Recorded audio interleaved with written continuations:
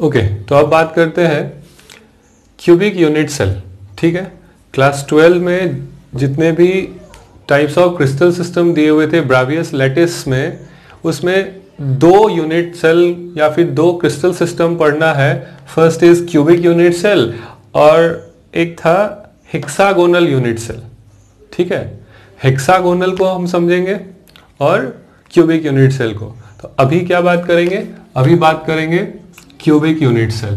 Cubic unit cell तीन तरह का अरेंजमेंट रख रहा था, है ना। इसमें तीन तरह के यूनिट सेल पाए जा रहे थे, सिंपल, फेस सेंटर्ड और बॉडी सेंटर। तो हम तीनों को यहां डिस्कस करेंगे, face centre, body centre, simple. तो यहां इनमें क्या डिस्कस करना है? क्यूबिक यूनिट सेल में रिलेशन बिटवीन एज लेंथ, इसको हम ए से रिप्रेजेंट करते हैं, और क्यूबिक है तो a equal to b equal to c, तीनों जो है लेंथ, ब्रेथ और हाइट तीनों सेम रहेंगे, तो हम बोलेंगे a. And radius r. Radius किसका? रेडियस ऑफ पार्टिकल, वो जो पार्टिकल फॉर्म हो रहा था, है ना, हर एक कॉर्नर पर होता था ऐसा करके, तो वो रेडियस का रिलेशन। ठीक है, तो सबसे पहले किसका देखते हैं हम लोग? सिंपल यूनिट सेल, क्लियर, या फिर प्रिमिटिव यूनिट सेल। और ये कौन से में? क्यूबिक में। इसको हम शॉर्ट में एससी भी बोलते हैं, simple cubic unit cell. Clear. अब सिंपल क्यूबिक यूनिट सेल में क्या होगा? पार्टिकल्स किस तरह से अरेंज होगा वो देखते हैं। तो ये एक हमारे पास यूनिट सेल आ चुका है।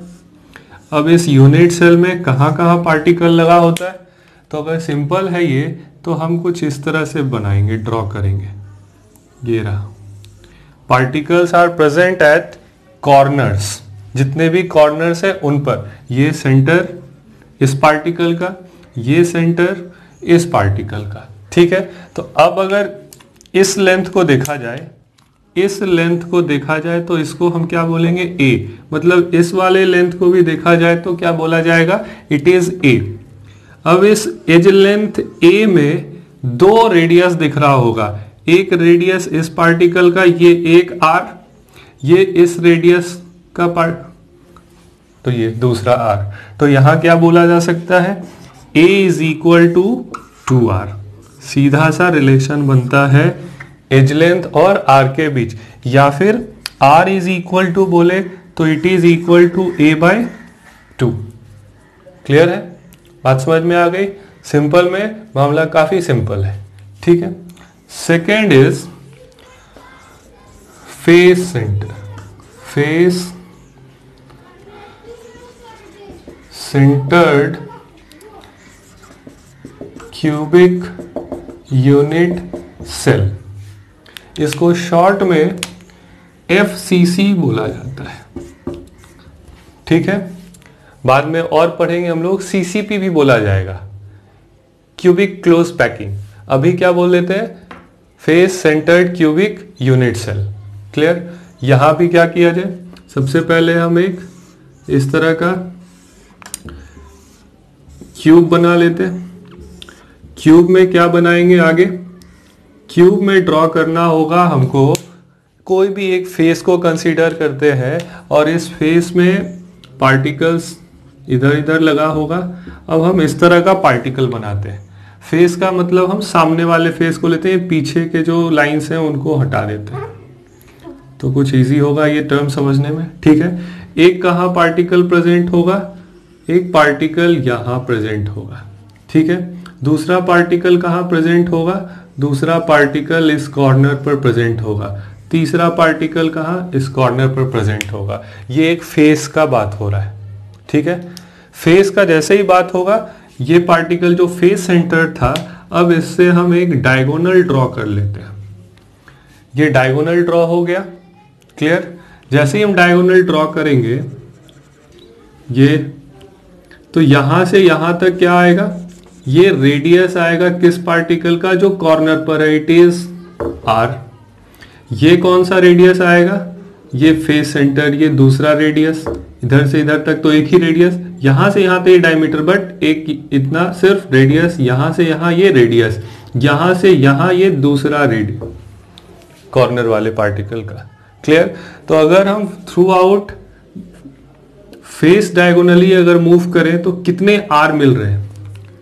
4, मतलब 4 रेडियस यहां फॉर्म होता दिख रहा है। ठीक है, तो अब रिलेशन क्या बनाना है? तो यहां पाइथागोरस थ्योरम यूज करेंगे। क्या पाइथागोरस थ्योरम में था? इधर एक राइट एंगल ट्रायंगल, ओके, तो यहां पर ये जो राइट एंगल ट्रायंगल बनता दिख रहा है, ओके, ये जो राइट एंगल ट्रायंगल बनता हुआ दिख रहा है, इसको हम थोड़ा बाहर ले आते हैं। मतलब ये एग्जैक्ट ये जो राइट एंगल ट्रायंगल था, इसको हमने उठाकर यहां से यहां लगा दिया। ठीक है, जैसे ये राइट एंगल ट्रायंगल आएगा, ये साइड ए, ये साइड ए, और ये साइड क्या? अभी हाइपोटेनस। और ये हाइपोटेनस जब बन रहा होगा तो हमारे पास 4 रेडियस इसमें प्रेजेंट है। तो अभी हम लोग पाइथागोरस थ्योरम जब यूज करते हैं तो पाइथागोरस थ्योरम में क्या आता है? h is equal to root under a square plus b square, ऐसा बोल सकते हैं, है ना? तो यहाँ a और a क्या है? दोनों सेम है, तो हम क्या लिखेंगे? h is equal to root under a square plus a square. ठीक है, आगे क्या लिखा जाए? अब यहां जो ये पाइथागोरस थ्योरम यूज किए थे, अब इसके टर्म में ले आते हैं। क्लियर? ये क्लास 9th में भी 9th में भी पढ़ना था, 10th में भी पढ़ना था, अब 11th में 12th में तो इसका एप्लीकेशन अभी आ रहा है। ठीक है, तो क्या दिख रहा है? Hypotenuse h is equal to 4r is equal to क्या बोलेंगे आगे? Root under h length a square, ये दूसरा a square, it is this. तो 4r is equal to 2 a square root under. Clear? A square को root under के बाहर ले आते हैं। क्लियर? तो ये क्या दिखेगा? 4r is equal to root under 2a। Clear? अब r इज इक्वल टू क्या लिखेंगे? तो r इज इक्वल टू लिखना होगा रूट अंडर 2a बाय 4। ठीक है, तो इट इज इक्वल टू क्या लिख सकते हैं? अब लिख सकते हैं r इज इक्वल टू, ये कैंसिल होगा, 4 में हमारे पास क्या है? इस 4 को कैसे simplify? 4 is equal to 2 into 2 को कैसे सिंप्लीफाई कर सकते हैं? 2 को और आसान तरीके से सिंप्लीफाई क्या करना होगा? Root under 2 into root under 2, और ये 2 तो वैसे ही है, ये रहा, 2 रूट अंडर 2 मिलकर एक 2 बन जाएगा। तो हम इतना लिख सकते हैं किसकी जगह? 4 की जगह। क्लियर? तो जैसे ये सब सॉल्व होगा, ठीक है, ध्यान से देखिएगा आप लोग, ये root under 2 by a divided by root 2 into root 2 into 2। ठीक है, क्या क्या कैंसिल होगा? ये रूट 2 कैंसिल होगा, और क्या बचता हुआ दिख रहा है? अब बचता हुआ दिख रहा है जो फॉर्मूला बनेगा इधर a और r के लिए, it is equal to r, ठीक है, इज इक्वल क्या लिखेंगे? a by 2 root 2। क्लियर? और a इज इक्वल टू बोला जाए तब क्या लिखा जाएगा? तो सेम इस फॉर्मूला को थोड़ा इस सम को इधर ले आते हैं। जैसे इन सबको इधर लाएंगे तो a is equal to r 2 root 2। Clear? इसको रीअरेंज करके भी लिखा जा सकता है। क्या रीअरेंज करके लिख सकते हैं? It is equal to 2 root 2 r, that is a is equal to, तो इन दोनों फॉर्मूला का यूज करेंगे किसमें? Face centred cubic unit cell के एज लेंथ और रेडियस को फाइंड करने के लिए। क्लियर है? ओके ओके, तो अब हम लोग बात क्या करेंगे?